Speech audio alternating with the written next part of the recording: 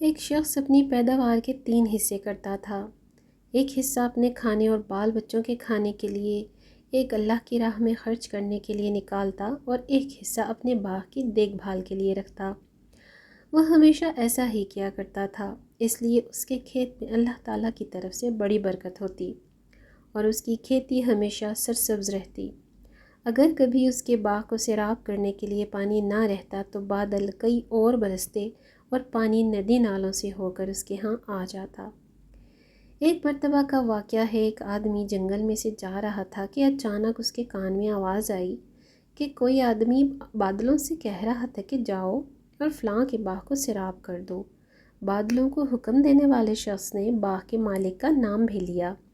چنانچہ وہ بادل وہاں سے ہٹ کر ایک پتھریلی زمین پر خوب موسلا دھار بارش برسائی۔ وہ پانی بہہ کر ایک نہر میں جا پہنچا۔ وہ نہر اس آدمی کے باغ میں آتی تھی۔ اب وہ آدمی جو جنگل میں بادلوں کا منظر دیکھ رہا تھا، وہ اس بہتے ہوئے پانی کے ساتھ ساتھ چل پڑا، یہ دیکھنے کہ آخر یہ پانی کس کے باغ کو سیراب کرتا ہے، آخر یہ ماجرا کیا ہے اور یہ کس بزرگ کی کرامات ہیں۔ وہ آدمی نہر کے کنارے کنارے چلتا ہوا اس باغ تک جا پہنچا اور نہر سے ہو کر اب یہ پانی نالوں کے ذریعے اس کے باغ میں آنے لگا اور باغ کو سیراب کرنے لگا۔ اس باغ میں ایک بزرگ پانی کو ادھر ادھر بکھر گئے تھے تاکہ پانی پورے باغ میں پھیل جائے۔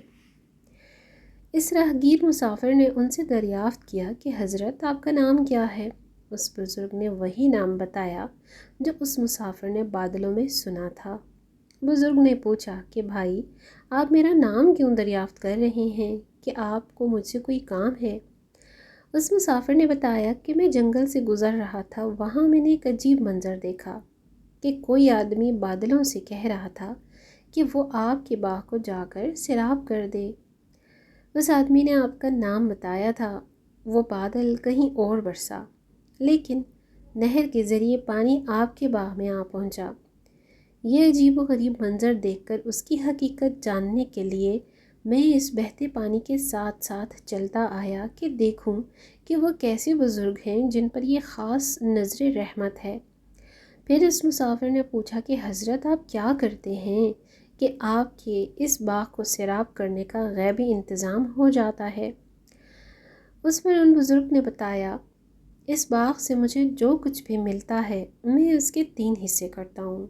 ایک حصہ اپنی اولاد کے لیے، ایک حصہ اللہ کی راہ میں خرچ کرتا ہوں اور ایک حصہ اس باغ کی دیکھ بھال کے لیے۔ اس لیے جب بھی میرے باغ کو پانی کی ضرورت ہوتی ہے، جو قدرت کی طرف سے اس کا انتظام ہو جاتا ہے۔ عزیز دوستو، سچ ہے، جو اپنی حلال کی کمائی کا کچھ حصہ اللہ کی راہ میں خرچ کرتے ہیں، وہ کبھی رائے گا نہیں جاتا۔ بے شک اللہ بہترین بدلہ دینے والا ہے۔ ویڈیو اگر اچھی لگے تو لائک کرنا نہ بھولیے گا، شیئر بھی ضرور کیجیے گا۔ اگلی ویڈیو تک اللہ حافظ۔